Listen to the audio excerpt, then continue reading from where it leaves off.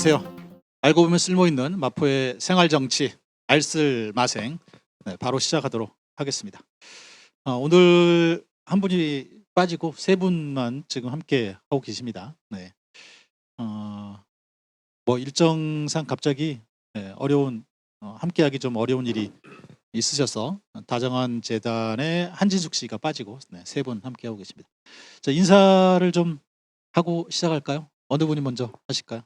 네, 안녕하세요. 정의당 마포구 지역위원장 오현주입니다. 안녕하세요. 네, 반갑습니다. 네. 네, 안녕하세요. 저는 마포 갑 지역구에서 활동하고 있는 더불어민주당 김빈입니다. 반갑습니다. 반갑습니다. 예, 안녕하세요. 국민의힘 당원 조용술입니다. 반갑습니다. 반갑습니다. 그냥 당원이에요? 당원입니다. 저 직책 없어요. 직책 없어요, 예, 마포에서? 책임 당원입니다. 그냥. 책임 마포에서 직책 없습니다. 네. 책임 당원이라고 하면은 회비를 내는 회비 내는. 권리 당원, 네네. 권리 당원 같은 거죠? 네네. 네. 그냥 당비 내시는. 예, 당비만 내고 있습니다. 그렇구나. 네. 처음 알았습니다. 그렇군요. 예, 당직이 한 번도 없어봤습니다. 당내에서. 그렇군요. 네.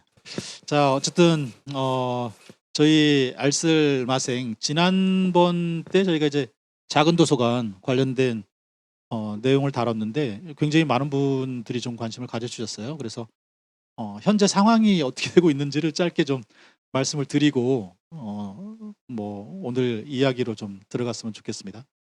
지금 마포구의 작은 도서관 문제는 결론만 말씀드리면 작은 도서관은 그대로 유지한다.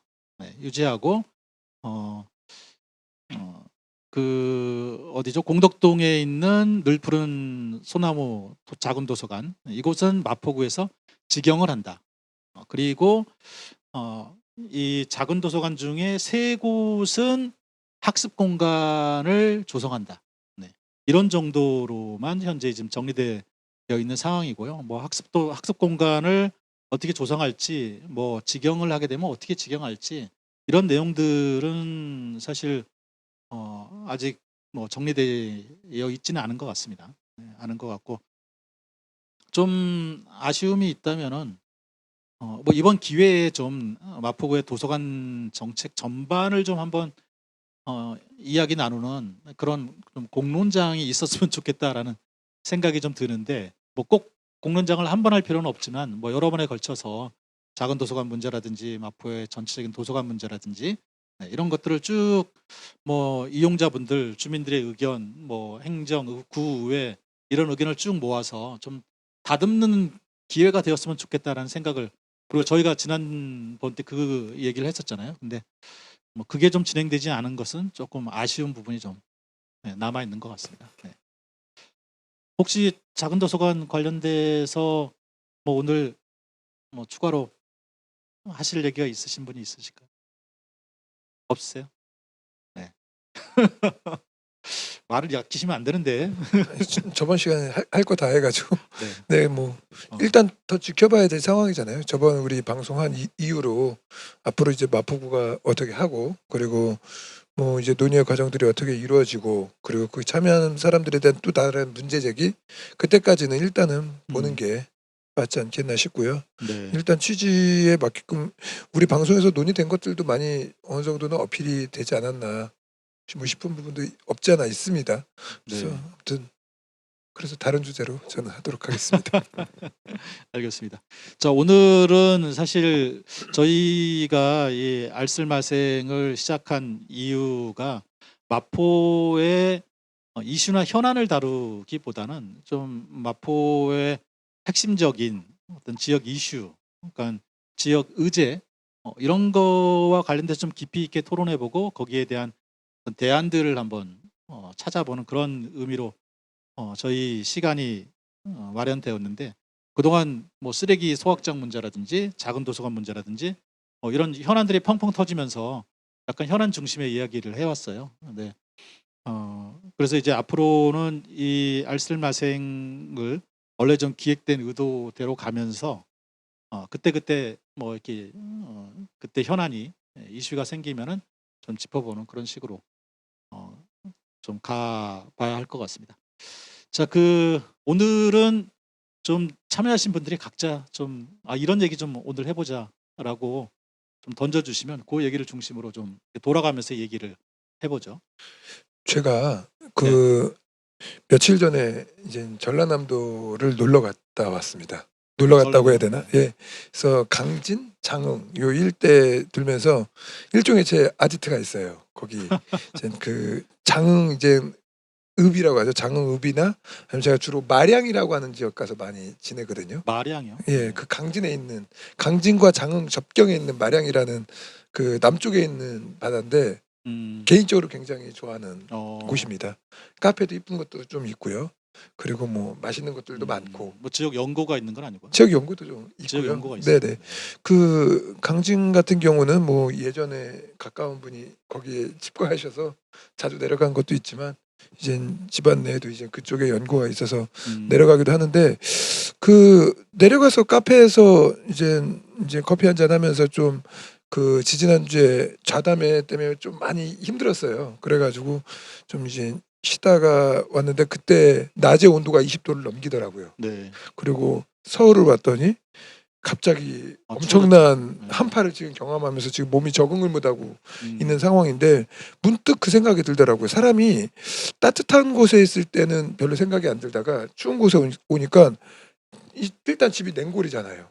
그 집을 비워뒀으니까 냉골이라서 아유 추워하면서 난로를 켜고 전기장판을 틀고 일단 당장 추니까 히터를 틀면서 잠깐만 이렇게 되면은 요즘에 뭐 여러 가지로 에너지 대란이다 뭐다 하는데 갑자기 그 이제 혼자 사는 어르신들 같은 경우 그 굉장히 그 연료비라던가 이런 것 때문에 굉장히 추운 환경에 놓여 있을 수 있겠구나. 네. 그리고 몸이 아프신 분들 같은 경우 이제 한국이 급격히 이제 초고령 사회로 넘어가면서 아프시거나 돌봄이 필요하신 분들은 요양원이다, 데이케어 센터다, 뭐 요양병원이다 이런 데 가시는데 그분들이 그러한 그 소위 말하는 돌봄을 받을 수 있는 그 환경이 제대로 되어 있을까라는 생각 그리고 얼마 전에 신촌에서 그 모녀 이제 그 사건도 있으면서 이게 총체적으로 지금 우리가 여러 가지 이제 월드컵이다 뭐다 이렇게 하면서 축제 분위기도 있지만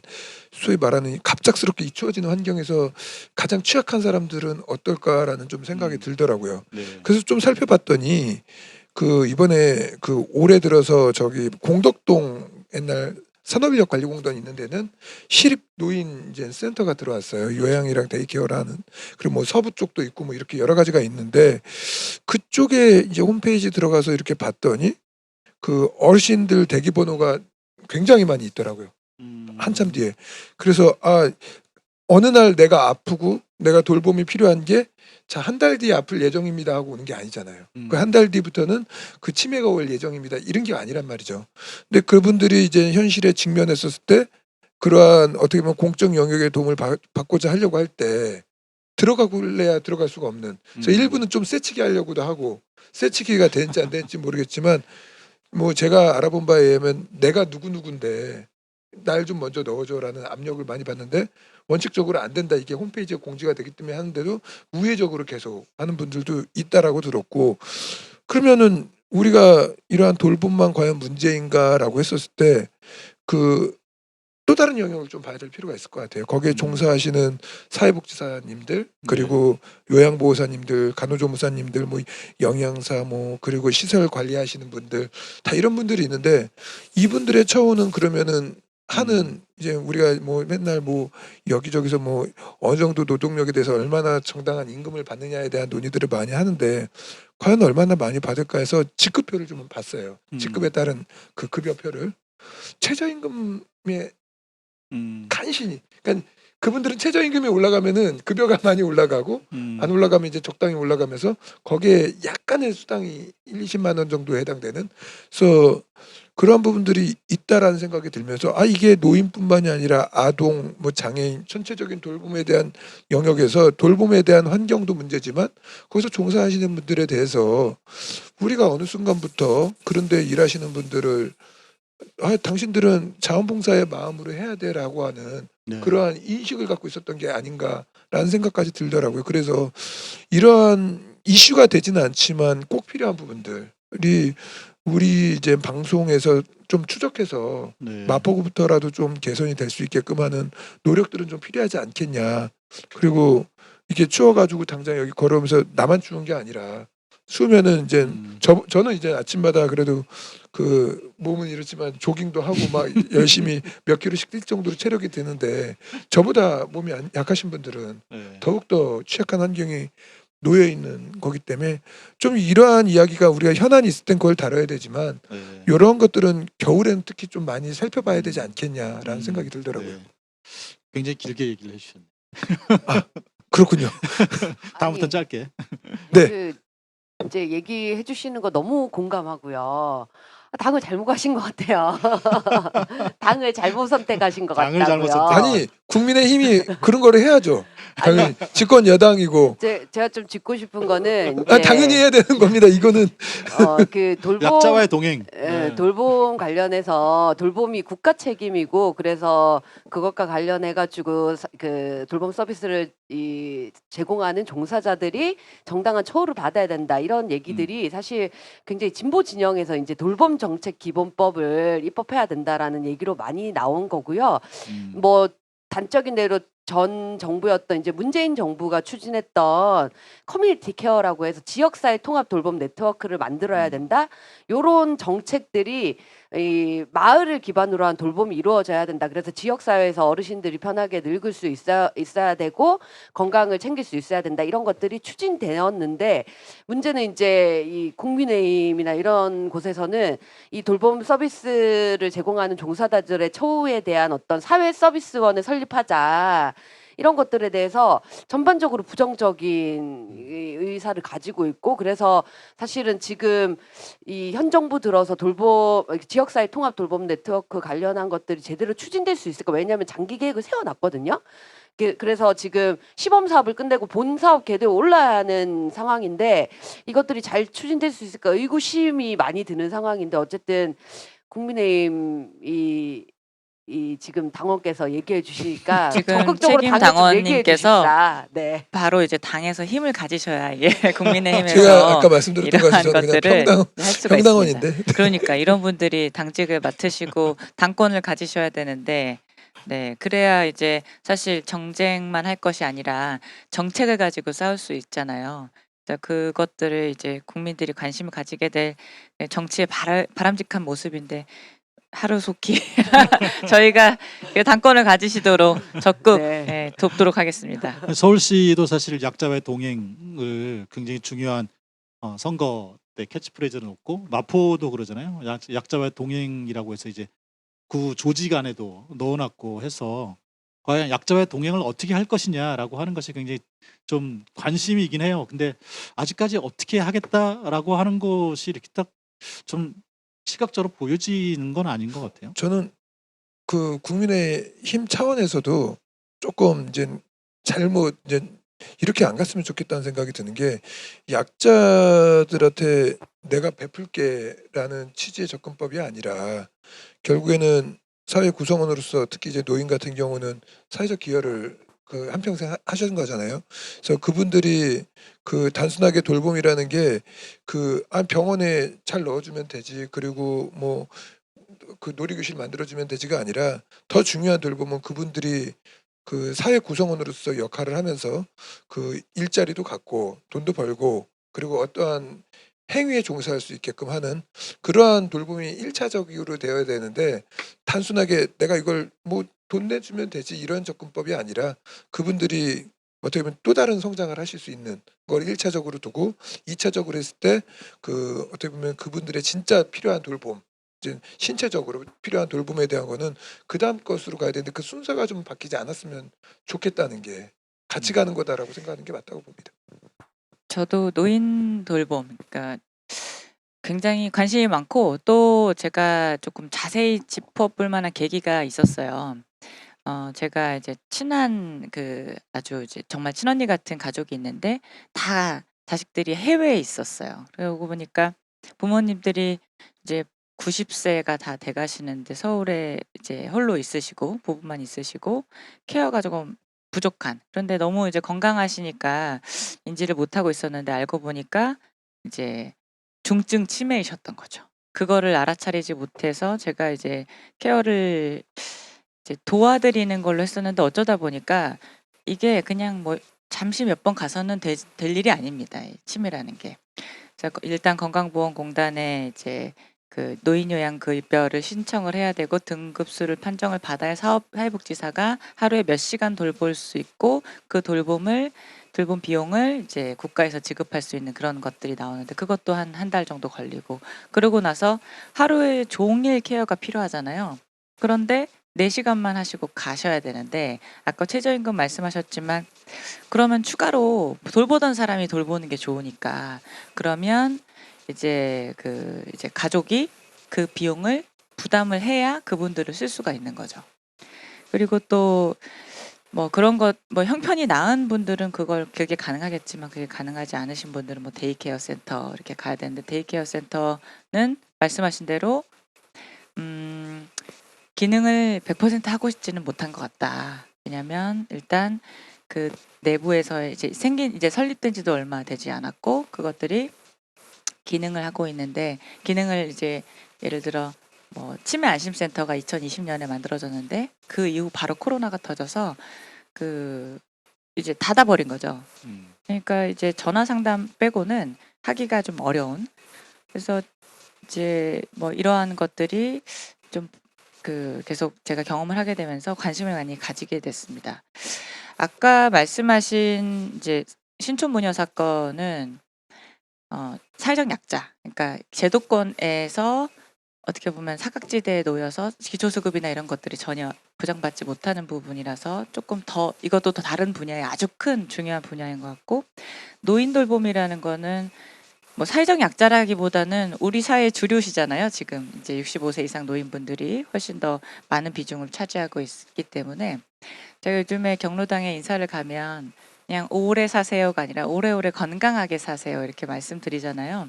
그만큼 오래오래 걸어 다닐 수 있고 뭐 예를 들어 경로당 와서 이제 같이 즐겁게 이야기하고 아픈 얘기 안 하고 이런 것들이 가장 중요한 것 같아서 그런 부분들은 우리 사회에 그러니까 피할 수 없는 우리가 직면해야 하는 것이다. 근데 말씀하신 것처럼 저는 제가 요양원도 가봤고 요양병원도 가봤지만 요즘 어르신들께서 요양원을 뭐라고 하는지 아세요? 요양원이 네. 뭐라고 하시나? 현대판 고려정이라고 합니다. 요양원에 언제 들어가냐? 그렇죠. 걸어 들어가지 않습니다. 거동이 불가능할 때 들어가시게 돼요. 그리고 이제 연화작용이라고 하는데 씹는 작용이 불가능해질 때 이제 요양병원에 가십니다. 그러면 이제 콧줄로 음식을 이제 죽 같은 거 이렇게 막 뉴케어라고 하는 것들을 이제 하면서 연명만 하게 되는 거죠. 그리고 욕창 같은 거 생길까봐 그 보호사들, 간병인들이 주물러주고 이게 지금 코로나로 2년 동안 면회도 안 됐었기 때문에 그야말로 고려장이었었던 거죠. 근데 이분들을 병원이나 이런 시설에 가둬놓을 것이 아니라 우리 생활 속에서 같이 오래오래 생활하실 수 있도록 예를 들어 조금 아파서 잠시 누워 계셔야 될 때도 예를 들어 같은 건물에 있는 뭐 케어 센터나 이런 곳에서 할 수 있도록 그 커뮤니티 케어가 정말 필요한 것 같고요. 마침 최근에 건강보험 공단 이사장님 하셨던 김용익 전 의원께서 우리 마포에 돌봄과 미래라는 사단법인을 오픈하셨어요. 그래서 그 돌봄과 미래의 설립 취지 자체도 제가 얼마 전에 이제 설립하시고 나서 잠깐 찾아뵙고 왔는데 그 설립 취지 자체가 우리 생활 속에서 노인을 돌볼 수 있도록 하는 것이 이제 전체적인 청사진을 그린 것입니다. 그래서 그런 것들을 여든 야든 집권당이 뭐 저쪽 당 정책이라고 뭐 이렇게 배척하고 하는 것이 아니라 정책이 지속성을 가져서 뭐 지역에도 국립병원이 더 늘어나고 그리고 이제 수도권 지역에서는 이제 우리 뭐 예를 들어 전 세대가 같이 살 수 있는 그런 커뮤니티 케어가 될 수 있도록 하는 거를 모두 관심 가지고 조금 노력했으면 좋겠습니다. 네. 저도 길게 말씀드려서 죄송해요. 말도 느려가지고. 이거 말하는 시간 제한제를 도입을 해야 되지 않을까라는 생각이 좀 들 정도로 어쨌든 아이고, 길게 좀 네. 말씀을 이게 좀 사실 해주셨어요. 준비를 하면은 좀 음. 짧게 딱하게 일목요연하게 할 수 있는데 오늘 이제 준비 없이 막 말하다 보니까 그렇게 됐습니다. 죄송합니다. 네. 이게 이제 평상시의 실력을 가지고 해야 되는 그런 게 좀 있어서 네.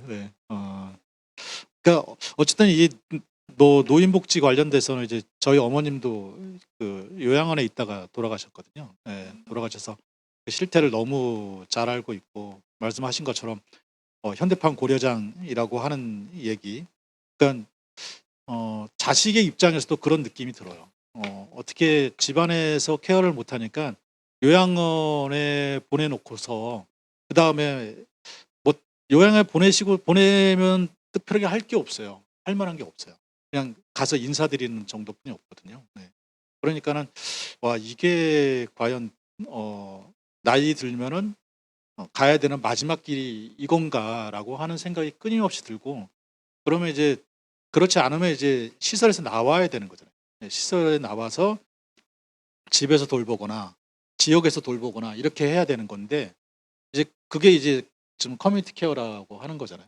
근데 이제 커뮤니티 케어를 하려면은 사실 지역사회 여러 자원들이 같이 결합돼야 하고 그거 굉장히 촘촘하게 그런 이제 연결망들을 만들어야 되고 하는 게 필요한 거거든요. 그러니까 이게 하려면은 행정 차원에서 굉장히 좀 관심을 갖고 꼼꼼하게 만들어가지 않으면은 사실 쉽지 않고 예산도 엄청나게 들어가는 그런 사업인 거죠. 네. 쉽지 않은 사업이긴 한데 필요한 사업이다.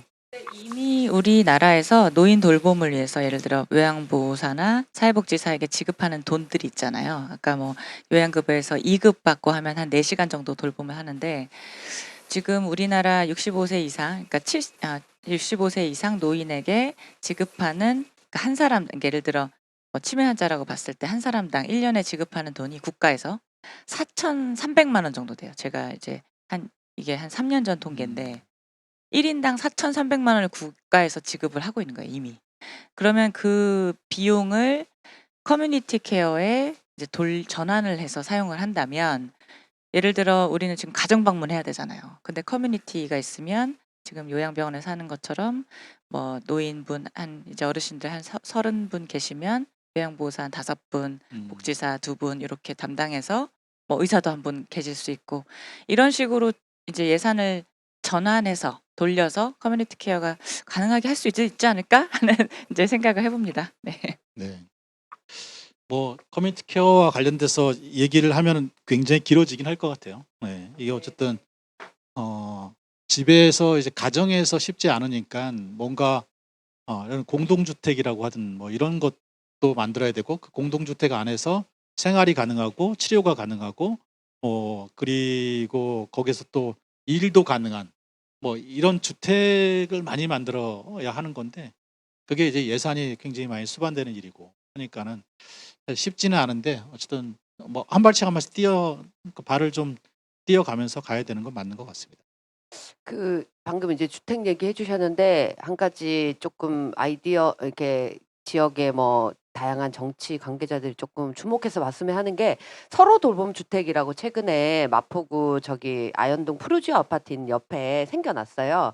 그래서 그 LH가 매입 임대 형식으로 해가지고 이렇게 돌봄 주택이라는 컨셉으로 해서 네네. 네, 마포형 케어 안심 네, 주택. 케어 안심 주택이라고 해서 이름은 이제 서범 주택이라고 해서 서로 돌봄 주택이라고 들어와 있는데 거기에 다양한 이제 돌봄이 필요한 사람들이 입주하고 지역의 여러 가지 자원들과 그 연결되어서 어떻게 서로 돌봄을 구축할 수 있는지 이런 것들이 좀 시행이 얼마 전에 입주했다고 들었거든요. 그래서 그런 사례들을 마포의 정치인들이 많이 참고하고 또 시도도 해봤으면 좋겠다라는 말씀 드립니다. 네. 네. 이게 어쨌든 처음 이 서로 돌봄 주택, 마포형 케어 안심 주택인데 이게 서울시의 첫 사례로 알고 있어요. 네. 있긴 있어요. 서울에 있어요? 네. 잘못 알았군요. 정보가 네. 잘못됐군요. 네. 그럼 마포의 첫 사례. 네, 마포의 첫 사례는 맞습니다. 네. 서울시 마포의 첫사례로. 어쨌든 이런 이제 서로 돌봄주택, 네, 케어 안심주택이 좀 많이 들어와야지 커뮤니티 케어가 좀 될 것 같아요. 네. 저희 뭐 노인 돌봄 관련된 말씀을 해주셨는데 뭐 더 하실 얘기 없으면 다른 주제로 넘어갈까요? 제가 제일 많이 한 것 같아서 네, 전 다음에 또 하겠습니다. 네, 안 그래도 돌봄 얘기를 해주셔서 제가 다른 얘기를 하려다가 그 얘기를 좀 드리고 싶은데, 이제 보통 돌봄이라는 게 자녀를 돌보고 어르신을 돌보고 이렇게 많이 생각하는데, 사실 코로나 시기 때 느껴보시면 아시겠지만 혼자 사는 사람들도 코로나 때 고립되고 굉장히 돌봄이 필요한 상황이 많이 왔거든요. 그래서 돌봄이라는 게 일종의 국가적인 어떤 이 이슈가 되었다라고 생각하는데, 그래서 조금 말씀드리고 싶은 거는 1인 가구 정책이 마포 지역에서 어떻게 되고 있는지 조금 얘기를 나누고 싶어서 요 주제를 말씀드리려고 하는데요. 이렇게 이번에 오세훈 시장이 시장 취임하면서 1호 공약이 1인 가구 지원을 확실하게 하겠다라는 거였어요. 그래서 1인 가구 정책실도 만들어지고 어마어마하게 이제 재원이 들어가는 상황인데, 문제는 이 1인 가구 지원 조례도 서울시에 만들어지고, 그리고 각 구마다도 조례로 만들어졌는데 서울시에서는 한 3개 빼고는 다 만들어졌어요.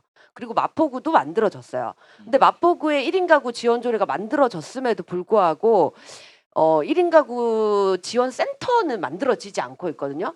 근데 뭐 서초구나 강남구나 이런 데는 점점 지금 강동구 이런 데는 센터가 본격적으로 출범했는데 마포는 왜 이렇게 느린가 이렇게 좀 해서 제가 구청에도 물어보고 했는데 굉장히 조례를 꼼수로 만들어 놨더라고요. 그래요? 이 꼼수로 만들어 놓은 게 어떤 거냐면 1인 가구 지원센터 조례를 이렇게 구청장이 설치하고 지원할 수 있다라고 해놓고는 거기에 또 하나 항이 더 생겨가지고 마포구는 건강가정지원센터에서 1인 가구 지원 사업을 하면 그것이 1인 가구 지원센터가 설치된 것으로 본다. 아무 구에도 이런 조례는 없습니다. 우리 구만 유일하게 이런 조례가 만들어져 있더라고요. 그래서 제가 생각하기에 의원들이 조례는 만들어야겠고 성과는 내야 되는데 지금 당장 1인 가구 지원센터 할 의지는 없으니까 그런 식으로 꼼수로 만들어놨다. 그래서 제가 얘기 드리고 싶은 거는 빨리 1인 가구 지원센터를 예산도 배정하고 만들어서 1인 가구 고독사 문제나 여러 가지 대응을 나서야 되지 않을까라는 말씀을 드리고 싶고요. 네. 구청에서는 부지를 알아보고 있다라고 대답을 하셨습니다. 부지가 안 나온다 그러는데 구에 얼마나 많은 땅이 있는지 다 알고 있습니다. 빨리 부지를 주시고 예산을 배정하면 되는 문제라고 봅니다. 네. 1인 가구 지원센터. 네. 마포가 1인 가구가 굉장히 많죠. 네. 청년 1인 가구도 많지만 노인 1인 가구도 점점 늘어나고 있는 상황이고요. 서울 네. 평균 연령을 봤었을 때 마포가 이제 세 손가락 안에 들 정도로 젊은 구로 되어 있어요. 그 말은 역설적으로 그 젊은 세대들이 특히 많이 살고, 그러면 이제 1인 가구들이 또 많다라는, 또 특히 이제 대학가가 밀집되어 있고 뭐 그리고 사회 초년생들이 많이 살다 보니까 당연히 많죠, 다른 지역에 비해. 근데 이제 그거를 촘촘하게 지원할 센터는 만들어지지 않은 상황이다. 네. 꼼수 조례는 유일합니다. 25개 중에 제가 진짜 깜짝 놀랐습니다. 네. 참. 네. 왜 그런 뭐 예산 문제하고 결부됐겠죠, 아마. 근데 네. 지금 1인 가구 지원센터에서는 구체적으로 뭘 지원을 한다고 하나요? 서울시가 이제 가장 많이 주요하게 이번에 고민했던 거는 간병하고 그다음 병원 동행 서비스 이런 것들을 서울시가 하고 있거든요. 그래서 이게 자치구에서도 이런 것들을 자체적으로 시행하고 있는 데가 있고요. 예를 들면 뭐 중장년, 이게 생애 주기로 다르기 때문에 청년에게는 커뮤니티 형성, 사회적 관계망 형성을 주로 하는 프로그램들을 많이 운영 중이고, 중장년 같은 경우는 이제 고시원이나 이런 데서 고립되어 있는 경우가 굉장히 많기 때문에 예를 들면 같이 밥을 먹는 거를 한다던가 뭐 아니면 생활 돌봄 서비스를 제공한다던가 이런 것들을 많이 하고 있고요. 그리고 어르신들에게는 주로 이제 어르신들은 고독사 문제나 건강 문제 이런 것들이 이렇게 주요하기 때문에 그런 프로그램들을 주로 운행하고, 어쨌든 좀 청년 중심이긴 한데 1인 가구 지원센터가 어쨌든 그 고독사 예방법이 만들어지고 작년에 시행되면서 1인 가구 지원센터랑 맞물려 가지고 굉장히 많은 프로그램들이 지금 지원되고 있는 상황입니다. 그러니까 그 말씀하신 요 커뮤니티 형성. 그러니까 어쨌든 젊은 층에 대해 1인 가구의 지원은 그게 맞는 것 같아요, 방향이. 근데 이 커뮤니티 형성을 하려면 일단 1인 가구에 적합한 주거가 좀 그 마련이 돼야 될 것 같아요. 예를 들면 그 지금 신촌 이랜드 부지에 거기 있는 음. 그 이제 실험적인 아파트 보면 거기에 제가 한번 가봤거든요. 근데 굉장히 잘 돼 있더라고요. 그러니까 일단 잠을 잘 잘 수 있게 했고 이제 화장실 깨끗하고 작은 부엌이 돼 있고 밑에 약간 카페 같은 것도 잘 되어 있어서 그런 것들이 이제 좀 필요한 것 같은데 예를 들어 마포 그게 이제 마포 갑지역 저 이쪽은 조금 구도심이고 이제 상암동 요쪽은 이제 좀 넓게 이제 주거지가 되어 있는데 그런 것에 대한 주택 그러니까 주거 형태에 대한 고민이 같이 돼야 될 것 같다 이런 생각이 들었고 그리고 사실 이제 우리 마포구에서도 고민이 있을 것 같습니다. 예를 들어 사회복지사를 지금 당장 늘릴 수가 없잖아요. 이거는 정부가 이렇게 법을 개정해 줘야 늘릴 수 있는 것이기 때문에. 근데 민간에서도 많은 고민을 하고 있는 걸 제가 또 지난 이제 아까 어르신 문제가 있을 때 이제 관심을 가지게 됐는데 SK에서 그 AI 스피커를 가지고 노인 돌봄에 대한 사업을 시범적으로 실시를 하고 있어요. 지금 이제 KT도 조인을 했는데요. 그 AI 스피커 아리아 있고 KT KT 근데 이름을 따로 아마 만들어 줬어요. 뭐였지? 그거가 있잖아요. 그래서 그러니까 그 사회복지사가 한 명이 노인 지금 17분에서 평균적으로 20분을 케어를 해야 된대요. 그러면은 사실 방문하는 그 날짜가 뭐 일주일에 한 번이 될 수 있고 뭐 그렇잖아요. 그래서 그 집에 AI 스피커를 놓고 아리야, 뭐 오늘 날씨 어때? 뭐 지금 우리가 하는 것들 그리고 치매를 예방할 수 있는 프로그램을 심어놨습니다. 서울대학교와 같이 공동 연구를 해서 뭐 예를 들어 오늘은 뭐 퀴즈 해볼까요? 그리고 예를 들어 약 드셔야 되는 요 프로그램을 그 메인 그 중개센터에서 입력을 해주면 뭐 3시가 되면 누구누구님 약 드실 시간이에요라고 이렇게 벗이 되어주는 뭐 이런 것들도 있어서 사실 뭐 사회적 일자리의 한계를 기술이 조금 보완해 줄 수 있는 이런 사업들도 우리가 사실 우리 생활 정치인들은 기술이나 이런 것들이 좀 취약할 수 있잖아요. 그래서 그런 것들도 같이 관심을 가지면서 마포가 좋은 사례가 될 수 있도록 같이 노력했으면 좋겠습니다. 아까 1인 가구 말씀을 하실 때 대부분 이제 마포 같은 경우는 이제 되게 빠르게 그 아파트 단지로 이제 재건축 혹은 재개발로 빠르게 전환이 되고 있잖아요.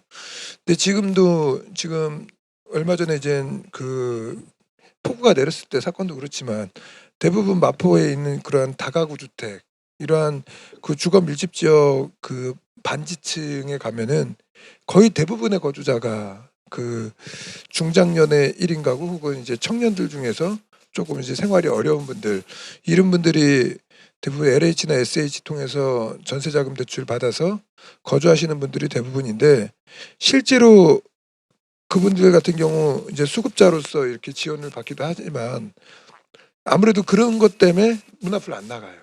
현실적으로 보면 이젠 그 나람이라든가 이런 게 이제 제공이 되면은 뭐 이틀 동안 문 앞에 놓여 있는 거죠. 놓여 있고 그리고 어느 순간 사라져 있고 뭐 그럴 정도로 정말 생활에 필요한 외출이 아닌 이상 가급적이면 그 안에 있는데 그러면 주민센터에서 관계된 공무원들이 가서 할 때 뭐 어떤가요 정도만 이제 물어보는 수준인데 그게 저는 사회활동으로 나오게 하는 게 아니라 건강 상태 체크, 현상 상태가 어떤지에 대한 기본적인 행정적 확인이라는 부분들이 필요해서 그런 분들이 밖으로 나와서 움직이고 활동할 수 있어야 좀 사회가 건강해질 수 있다라고 보고 그 1인 가구에 대한 부분들은 우선 그분들이 밖에 나올 수 있게끔 하는 그러한 지원 프로그램 말씀하셨던 뭐 센터도 하나의 방향이지만 행정에서의 적극적인 의지가 좀 많이 필요하다라는 생각이 많이 들어요. 그 네네. 말씀하시죠. 마이크를 그러니까 드셔서. 이게 어르신들이 바깥에 많이 나오게 하는 여러 가지 프로그램들이 필요하다 이런 얘기를 했을 때 제가 꼭 짚고 싶은 거는 그게 어르신 활동 프로그램 뭐 이렇게 해가지고는 안 된다는 거예요. 그럼요. 그 자연스럽게 지역의 청년이나 뭐 젊은 세대, 돌볼 여력이 있는 뭐 사람들 아니면 관심이 있는 사람들 이런 사람들이 사실 커뮤니티를 만들고 이런 사람들이 같이 어르신을 만나고 이렇게 되어야 되는데 그게 무슨 이름으로 이제까지 행해졌냐면 제가 했던 것도 있어요. 저는 예를 들면 뭐 할머니 밥상 이런 거 했었단 말이에요. 동네 혼자 사시는 어르신들하고 같이 밥 먹는 프로그램도 하고 그다음에 또 지역에서는 문화예술 프로그램이라는 이름으로 해가지고 어르신들 같이 그림 그리고 수공예하고 이래가지고 같이 동네 전시도 하고 이런 걸 했는데 그게 다 마을 활동이라는 이름으로 이루어졌거든요.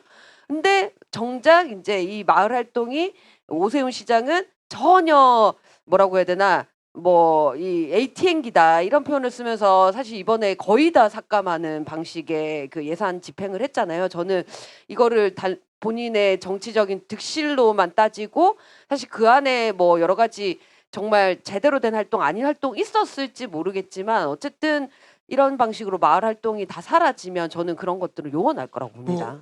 그 부분에 대해서 공감하면서도 이제 오 시장님의 입장도 저는 이해가 되는 게 그분이 이제 말씀하시려고 했던 거 이제 보조금이 불필요하게 낭비되는 부분들을 이야기했을 거라고 보고 그거에 대해서는 뭐 공감하는 부분도 저는 없지 않아 있습니다. 예전에 제가 이런 게 있는 것 같아요.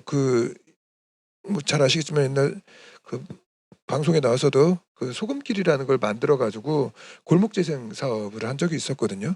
그리고 그걸 이제 상암동에서도 했고 이제 서울 이제 마포 내에서도 몇 군데서 진행을 해봤는데 기존에는 굉장히 낡았던 골목을 그냥 깔끔하게 정리하고 치우고 도색하고 그리고 의자를 갖다 놓고 자연스럽게 모여 있을 공간을 만들어 놓다 보니까 안에 계신 분들이 평소에 안 돌아다녔던 분들이 거기서 동네 주민하고 만나서 대화하고 떠들고 놀면서 활동을 하시더라고요. 다시 말해서 저는 그 안에 계신 분들이 나오게 하는 게 단순하게 아니 밖에 나가지 않는데 예를 들어 김장 당국이 체험이 있다라고 하면 어떻게 압니까? 알 수가 없는데 근데 내가 출입하는 공간부터 그리고 지나가는 골목길부터 변화되는 것을 보게 되면 이게 뭐지 하면서 거기 사람들이 날 더우니까 나와서 앉아 있고 그러다 보면 안녕하세요 하다가 이제 이야기하게 되고 자연스럽게 그렇게 되는 거지 그거를 당장 어떤 걸 갖다 단순하게 나가지고 하는 게 아니라 행정에서 그런 사례들을 좀 접근하고 그리고 수집할 필요가 있다. 아니 얘기를 안 드릴 수 없는 게 그 말씀하신 그 사업이 도시재생 사업이잖아요. 도시재생 사업은 아니었던 것 같은데요. 골목 재생 사업이잖아요. 아니. 도시재생의 일환이에요. 근데 도시재생 사업도 지금 다 없어지고 있는 상황이기 때문에 그걸 도시재생 그러니까 빨리 소금길 사업이 조영술 책임 도시재생 사업은 당원님을 아니었었어요. 당권을 가지게 해야 공동체 사업 된다니까요. 아닌가요? 아니에요. 그러니까. 그러면 그냥 서울시의 디자인 정책과에서 했던 건데 네. 거기는 이제 재개발이 예정이 되어 있었고 네. 그리고 이제 도시재생을 통해서 재개발을 뭐 이제 해제하자 이런 게 아니라 사람들이 살면서 재개발하는 그 순간까지는 인간답게 살고 깨끗한 골목에 살고 안전한 골목에서 살아야 되지 않겠냐라는 걸로 시작을 했던 거고 상암동 같은 경우도 거기는 이제 재개발이라든가 도시재생 이슈가 없는데 노인들이 많이 사는 골목이 있습니다. 저쪽 상암동 중소기업- 본 저거 올드타운 같은 약간 그 집들이 네. 밀집되어 있는 딱 블럭이 있어요. 한 블럭. 그 공간 같은 경우도 어르신들이 많이 사는데 나와 있질 않으니까 여기를 좀 깨끗하게 칠하고 그리고 안심벨도 좀 만들어 놓고 남은 공간은 정리해서 좀 벤치도 좀 만들어 주자 했더니 그 할머니가 나와가지고 옆집 할머니 불러서 노시더라고요. 그런 걸 보면서 자연스럽게 그거는 약간 좀 도시재생하고는 약간은 조금은 그 도시재생 사업인데요. 아니에요. 네. 이 근데 사업을 바탕으로 박원순 서울시장이 도시재생 사업에 이걸 채용하겠다라고 하셨던 건지는 몰라도 이거는 좀 별도의 네. 마을공동체 지원센터 사업은 아니었던 것 같습니다. 그러니까 건강하게 오래오래 사실 수 있도록 여러 가지 콘텐츠를 마련하는 게 가장 핵심이라는 이제 생각에 다 동의를 하시는 것 같고 아까 이제 잠깐 지나갔는데 아까 얘기를 다시 좀 드리자면은 이제 고독사 요 문제가 있잖아요. 근데 제가 아까 뭐 설명하다가 길어질까 봐 말씀을 안 드렸는데 그 AI 스피커가 어떻게 또 하고 있냐면 예를 들어 골든 타임이라는 게 있잖아요. 만약에 뇌출혈 쓰러졌는데 6분에서 12분 내에 처치를 받아야 되는데 그걸 못하면 이제 뭐 반신마비가 되거나 뭐 이렇게 되는 거 아닙니까? 그래서 집안에 동작 센서를 이렇게 설치를 해줍니다. 그래서 동작 센서를 해주고 AI 스피커랑 이제 통신을 하면서 예를 들어 3시간 이상 움직임이 없을 때는 중앙 메인 통제센터로 신호가 가게 해요. 그래서 이제 주변에 있는 119나 이런 사람들이 방문할 수 있게. 그래서 실제로 지금 시범 사업으로 제가 2019년에 이제 SK를 방문해서 요거를 살펴봤을 때 실제로 한 10,000가구 이하의 이제 시범 가구를 운영하고 있었고 그때까지 27명 7분의 어르신을 실제로 살렸답니다. 그리고 이렇게 동작 센서 관련해서 하는 거 하나랑 또 하나는 뭐냐면 "아리야 도와줘."라고 하면 바로 119가 출동하는 요거를 이제 하게 했대요. 그래서 이런 식으로 이제 이 골든 타임을 놓치지 않게 하려면 사회복지사가 24시간 붙어 있는 게 아니기 때문에 요런 것들도 보완해 줄 수 있다는 생각이 들고 아까 그 커뮤니티도 저는 근데 요즘 그런 생각을 좀 해요. 좀 현실적인 방법이 뭘까? 왜냐면 제가 얼마 전에 경로당도 방문을 이제 하잖아요, 저희가. 경로당 방문을 하면 사실 저희가 방문하는 것 자체를 좋아하시죠. 막 노래하고 막 춤추고. 근데 그분들끼리 이거는 그냥 이벤트성이고 그분들끼리 정말 즐겁게 할 수 있는 거리가 뭘까? 요것들에 대한 고민도 저희가 좀 해볼 수 있다고 생각해요. 예를 들어 뭐 마을 그림 그리기, 마을 밥상 이런 것들은 좀 이벤트성이라는 생각이 들어요. 지속성이 있는가? 과연 얼마나 자주 이런 것들을 화투가 실행을 할 수 지속성이 있죠. 그렇죠. 제 말씀이 그거예요. 그러니까 근데 지금 핵심이네. 그러니까 보드게임. 그럼요. 예, 보드게임. 그러니까 보드게임.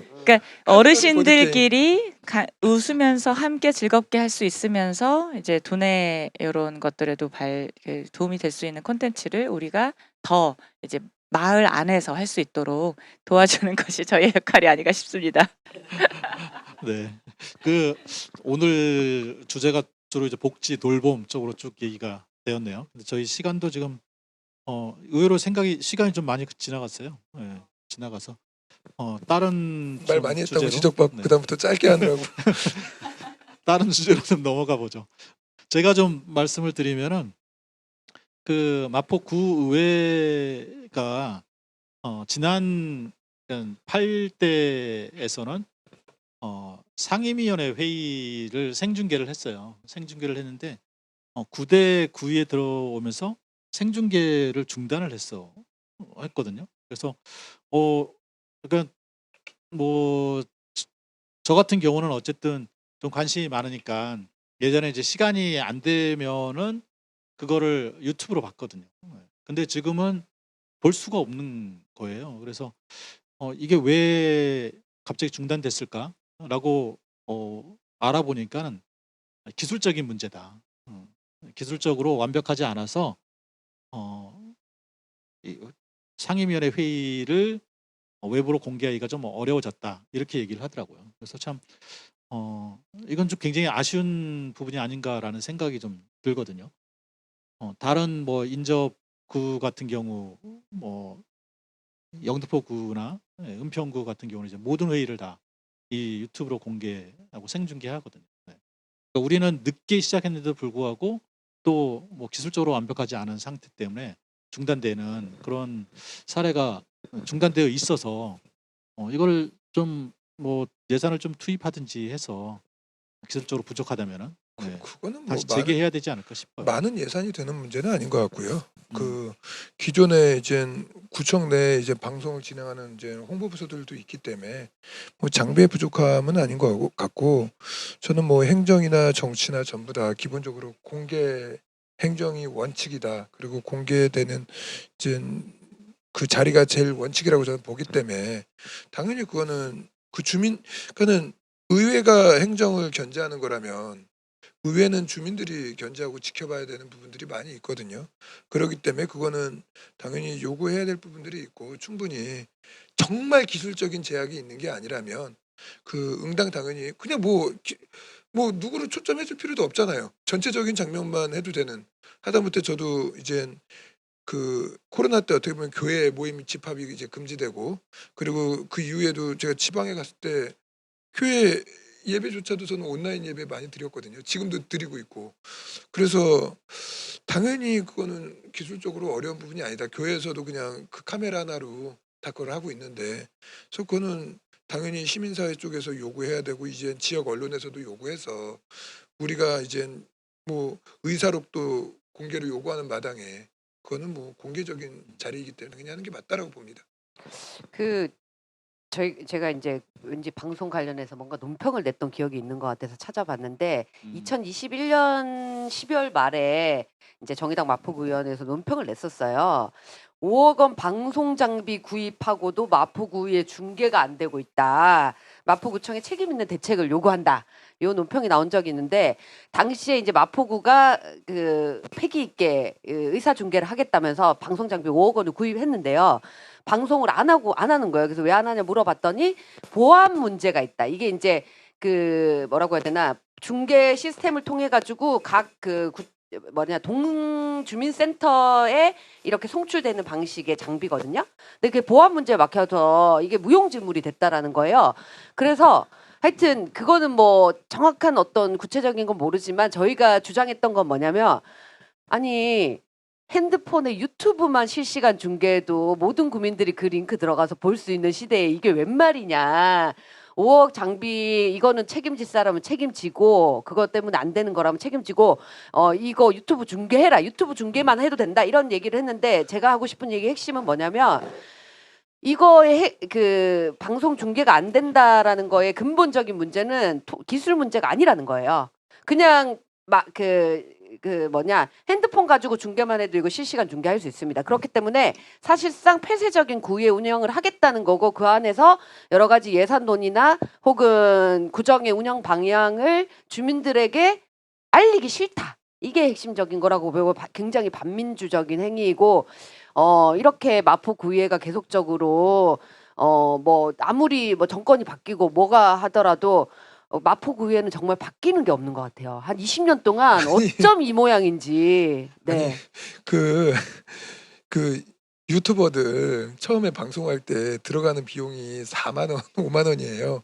자기 휴대폰으로 찍어서 마이크만 좀 괜찮은 거 하나 달아가지고 하거든요. 그거는 뭐 그 마포구 정식 그 페이스북 페이지도 있고 유튜브 채널도 있기 때문에 그거는 그냥 올리면 되는 거고 그리고 지역 이제 커뮤니티나 뭐 이렇게 뭐 관내 방송 같은 경우 그 녹음 파일 녹화된 거 그냥 그대로 틀면 되는 거기 때문에 저는 그게 구의회 집행부의 그냥 의지 문제지. 그리고 심지어 인력이 없으면 벽에다 달아놓으면 돼요. 카메라 달아놓고선 그냥 처음 시작할 때 그냥 아무나 가가지고 그냥 버튼 한번 누르면 그대로 그냥 풀 영상으로 충분히 할 수 있는 거기 때문에 저는 그 구의회 이제 의장님과 이제 운영위 측의 의지의 문제이지 그게 뭐 장비의 문제는 기본적으로 아니다. 구청장님 어디 가시게 되면 방송팀 항상 따라가잖아요. 그런 기술적인 문제는 이미 다 확보가 되어 있는 게 이제 구의 현실이기 때문에 의지 문제라고 봅니다. 정말 당연히. 이해할 수가 없어요. 마포구의회 폐쇄성 문제는 제가 십몇 년째 얘기하는 것 같아요. 근데 아직까지도 의회 상임위도 공개 안 하고 회의록만 달랑 공개되는 그러니까 시스템이잖아요. 정의당이 빨리 들어가셔야죠. 정말 너무 들어가- 어처구니가 또 그러고 있다니 어처구니가 없습니다, 진짜. 기술적인 문제가 있을 수 있죠. 어쨌든 구의회니까 뭐 아무 영상이나 허투루 내보내기는 좀 어려울 거고 뭔가 좀 정돈된 상황의 영상을 보일 필요는 있겠죠. 근데 어쨌든 그런 문제가 생겼으면 빨리 조치를 해서 이 제대로 된 서비스거든요. 어떻게 보면 아이, 국민에 대한 서비스. 교회 예배 영상 보세요. 그 장비 그 교회 그 카메라 2대로 다 합니다. 그냥 땡겨가지고 한 명이 앉아가지고 그 뭘 그렇게 비용이 그거는 근데 진짜 이제 이거를 아닌 것 같아요. 중단을 한 거잖아요. 어쨌든 뭐 누가 중단했는지 모르지만 어쨌든 중단한 건데 이게 이제 조례 없이 근거 없이 시작된 거거든요. 그러니까 사실 이 구의회의 회의를 영상으로 중계할 수 있는 그런 근거를 구의회 운영 조례에 포함을 해서 근거를 만들고 이거를 누가 함부로 중단하지 못하게 하는 그런 제도를 만들어야 될 것 같아요. 조례 문제 이전에 예를 들어 진짜 보안상 진짜 이제 그게 구정 이제를 통해서 국민 안전에 대한 직결되는 부분이다. 뭐 그런 거라 오히려 제한되는 부분을 조례로 만들어야 되는 게 맞는 거지.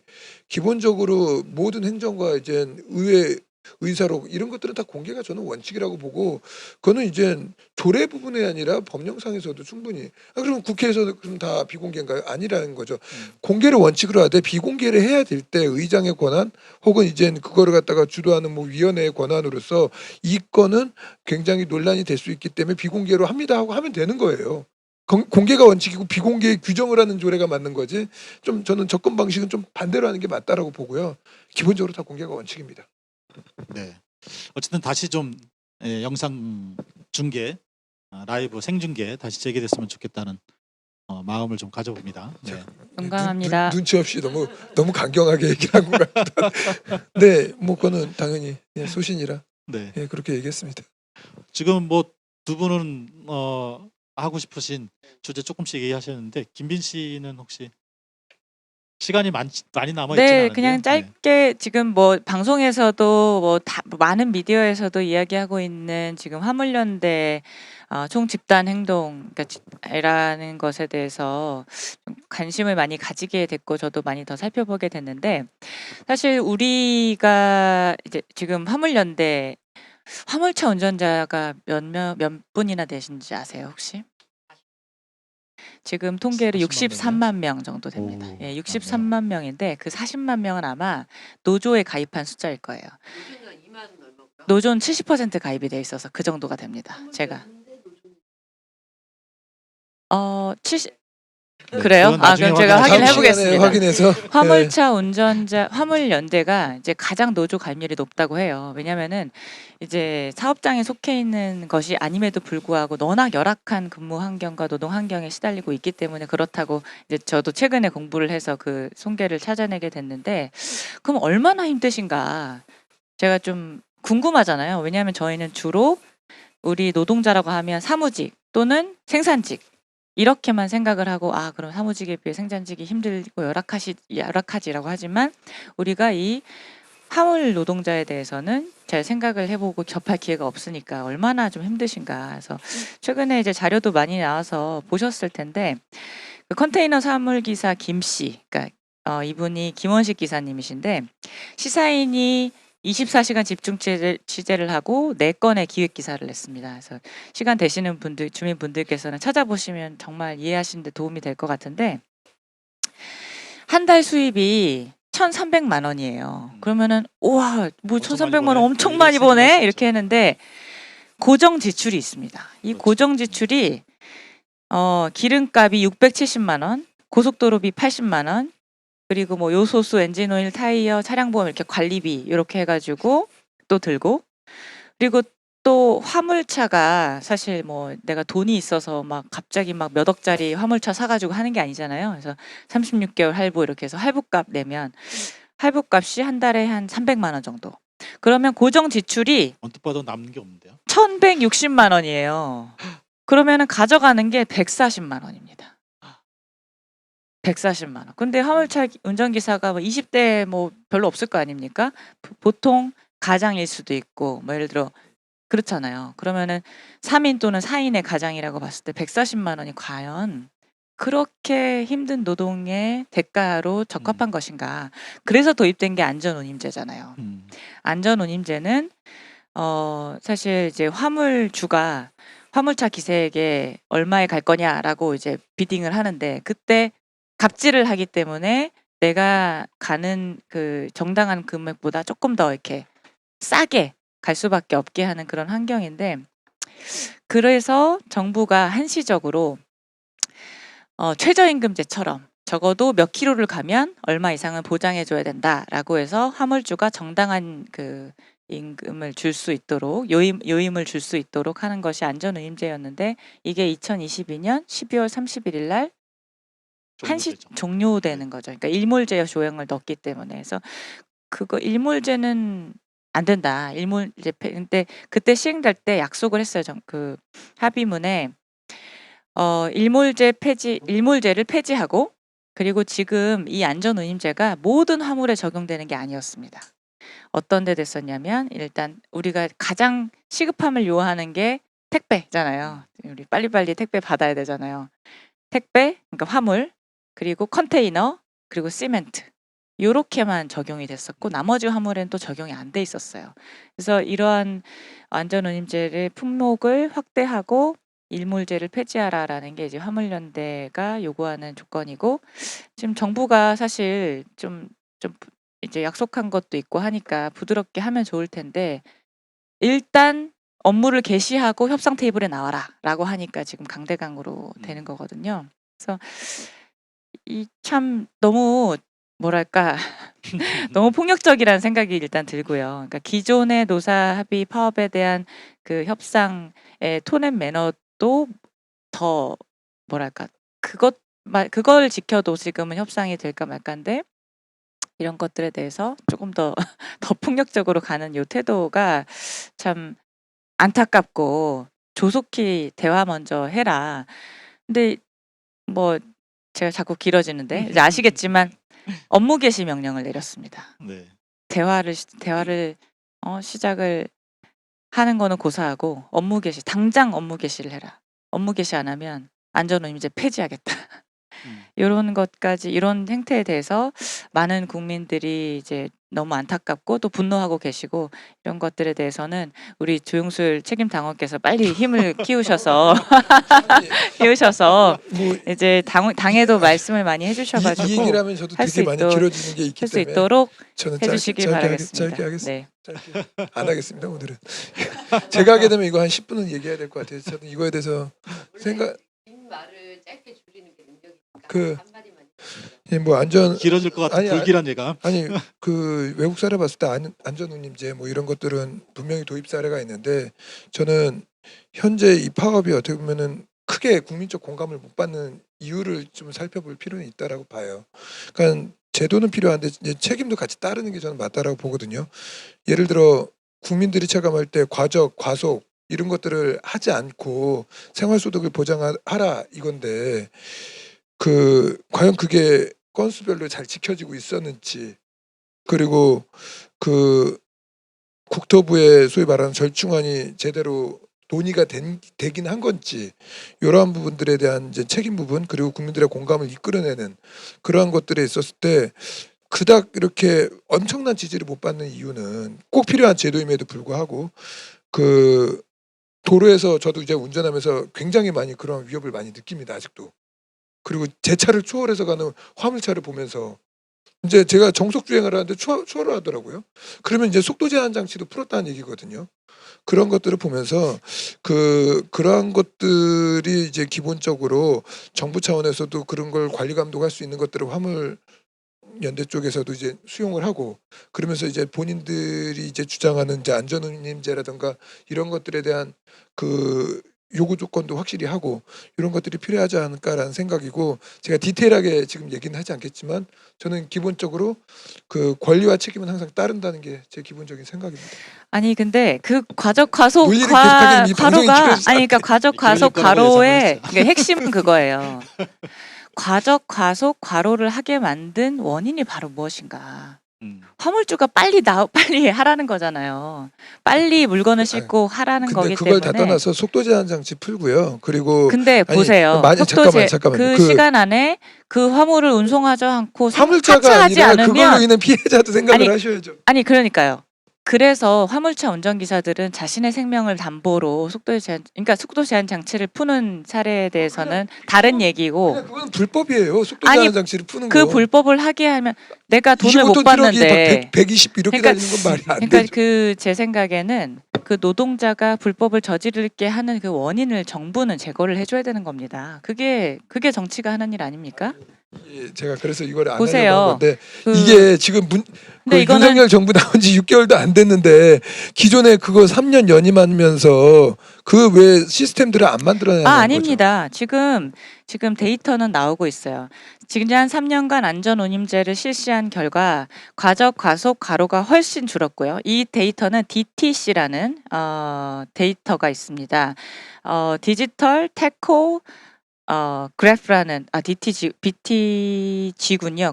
테코 그래프라는 이 트럭에 장착된 기계 장치인데요. 트랙이 운행했는지, 몇 킬로로 달렸는지, 얼마나 쉬었는지에 대해서 국토교통부가 설치를 해준 거예요. 그래서 얼마나 과적, 과속 뭐 이런 것들이 있었는지에 대해서 그냥 정말 투명하게 나오는 데이터예요. 이 데이터를 국토부가 다 가지고 있고 이거 시사인에서 받아가지고 수십만 건을 받아서 분석한 기사가 그 내 기사인데요. 그래서 제가 그 기사를 한 번씩은 좀 보시란 얘기고 이 기사들의 8시간 이상 한 달에 몇 번을 자느냐를 봤더니 평균적으로 한 달에 한 3번 정도를 8시간 이상 잡니다. 음. 한 달에 3일이요. 그 그리고 노동 시간이 계속 우리가 뭐 사실 하실 거면은 아니 조금 그러니까 예를 다시 들어 피고 저도 적고 시작을 하고요. 근데 짧게 하라고 했을 때 근데 이제 뭐 네. 이제 이게 좀 현안이기 약간 마무리를 좀 때문에 해야 될 것 같긴 현안이기 합니다. 때문에 네. 이 이 핵심은 꼭지를 차라리 따로 따서 네. 나중에 아니 아니 왜냐면 이제 제가 드리고 싶은 근데 제가 말- 아, 말씀을 좀 잠깐, 끊을게요. 제가 왜냐면 제가 하던 말이 있으니까. 그러니까 제가 죄송한데 이 사실 그렇잖아요. 방송 노동 취지를 제가 말씀을 드리는 거예요. 아니요. 그러니까 방송 취지는 그래서 우리가 처음 시작할 아이고 때 제 말씀을 끊으시면 토론의 태도가 토론의 적절하지 않은 것 태도를 같은데요. 제 얘기하는 게 말씀을 아니라 끊으시고 이렇게 그 하는 거는 우리가 일단 방송 마무리는 좀 마무리는 하고, 하게 해주시죠. 그러니까 이 현안의 핵심은 사실 국민적인 공감을 못 받는다고 하셨는데 국민적인 공감은 충분히 지금 받고 있다고 생각합니다. 지금 물류를 멈춰서 세상을 바꾸자는 그 구호가 여기저기 퍼지고 있고 밥값 연대에 후원금이 정말 어마어마하게 쏟아지고 있습니다. 그러니까 이 노동자의 노동권, 노동을 왜 합니까? 살기 위해서 하고 먹기 위해서 하는 거 아닙니까? 근데 이러한 기본을 뭐 그냥 불법이니 뭐니 이러한 것들 자잘한 것으로 기본 사실 그 원칙을 무시하는 것은 좀 사실 그럼 너무 죄송하지만 너무 국민의힘스럽습니다. 죄송하지만 예 그러한 것들로 알겠습니다. 노동자의 권리를 그 저는- 인권을 저는 무시하는 거는 말이 안 된다고 그- 생각해요. 마지막으로 조영수 아, 씨 이게 네, 발언만 정당 듣고. 정치 하시면서 같이 하시는 분인데 국민의힘스럽다 못스럽다 이렇게 하는 거는 좀 많이 적절하지 않은 표현이라고 보고 있고요. 우리가 이제 지역에 대한 현안을 가지고 논의하는 방송이잖아요. 그리고 이제 저도 이거에 대해서는 할 발언이 늘 많지만 지금 자제하고 있는 건데 만약에 우리가 이제 중앙 정치라던가 이제 정치 현안에 대한 이야기를 할 거라면 별도로 이제 이 알뜰마생이 아니라 그 별도의 이제 프로를 만들어 가지고 진행하는 게 저는 맞다라고 보고 있고 그리고 제가 뭐 이거에 대해서 제가 안전운임제에서 반대하지는 않았습니다. 외국 사례까지도 아까 이야기를 하면서 저도 충분히 검토했고 그 외국 사례의 그 법 조문들을 봤었을 때 우리하고 분명한 차이가 있는 거는 책임에 대한 부분은 우리는 좀 많이 약해요. 미국이나 영국 이런 데하고 비교해서. 그래서 제가 다 검토를 하고 드렸던 말씀이기 때문에 원론적인 차원으로 말씀을 드린 거를 가지고 네, 뭐 마무리를 좀 이렇게 하시는 거는 부탁드릴게요. 맞지 않다라고 보고 있고요. 만약에 이게 필요하다면 별도 방송이 됐든 따로 이렇게 두 토론회를 분이 열든지 막 하면 될것 토론 같아요. 한번 해보시는 아니 그런데 제가 지금 마무리를 해야 되지 아니요. 않을까요? 제가 근데 말씀을 드릴게요. 지금 우리가 지금 주제를 뭐 얘기하기로 하고 방송을 했는데 갑자기 다른 방송에서 이걸 하라고 하는 거는 예의에 어긋나는 거죠. 저희가 방금 전까지 저 테이블에서 저는 화물 연대 파업 얘기하기로 했고 노인 돌봄 얘기하기로 했고 다 그렇게 주제 정하지 않았습니까? 그런데 이게 갑자기 마포 방송이니까 네, 넌 딴 데 가서 얘기해라 하는 알겠습니다. 거는 여기서 그것도 마무리하겠습니다. 같이 생활 정치를 하시는 면에서 예의가 네. 아니고 저는 많이 적절함을 벗어났다고 생각합니다. 네. 저희 시간이 다 돼서 네. 마무리 발언 한 마디씩만 더 듣고 오늘 마치죠. 네, 먼저 오현주 씨 먼저 마무리 발언 해주시고. 노동은 정의당 건데 한마디도 못했어요. 뺏겼어. 아, 네. 어쨌든 치열한 토론 잘 들었고요. 다음 주에 또 찾아뵙겠습니다. 감사합니다. 네, 그다음에 김빈 씨. 저는 사실 민생에는 여야가 없다고 생각해요. 그리고 인권에도 여야가 없다고 생각합니다. 저는 그런 기본을 잘 지키고 상식적이고 합리적인 선에서 우리가 사실 기득권 정치를 따라가면 안 된다고 생각을 하고 그걸 믿는 저희 세대라고 생각을 하는데 조금 개혁적인 정치, 합리적이고 말이 통하는 정치를 위해서 우리가 서로 조금 배려해주고 토론했으면 좋겠습니다. 저도 더 노력하겠습니다. 아까의 발언은 사과드립니다. 감사합니다. 예, 날씨가 춥습니다. 건강 조심하시고요. 이제 12월인데 주변에 어려우신 분들 많이 같이 살펴보면서 뭐 동행 많이 하셨고 그리고 뭐 상생했으면 좋겠습니다. 예, 저는 국민의힘 조영술이었습니다. 감사합니다. 네, 세 분 감사드립니다. 역시 이게 좀 중앙 이슈를 다루면은 분명하게 이 차이가 드러나네요. 네. 근데 이제 저희 프로그램이 뭐 그런 걸 하려고 만든 건 아니라서 뭐 뭐 그런 얘기는 또 사실 뭐 더 큰 언론들이 하고 있으니까 저희는 이제 지역에 좀 생활 정치를 중심으로 해보겠다라고 한 거였는데요. 네. 어쨌든 그래도 이렇게 저 두 분이 저렇게도 차이가 날 수 있구나라는 거를 좀 아는 시간이 되지 않았나 싶습니다. 네. 자, 오늘 방송 함께해 주셔서 감사드리고요. 네, 저희 다음번에는 좀 더 지역에 밀착된 그런 주제로 함께 또 찾아뵙도록 하겠습니다. 오늘 함께해 주셔서 고맙습니다. 네, 고맙습니다. 감사합니다. 네.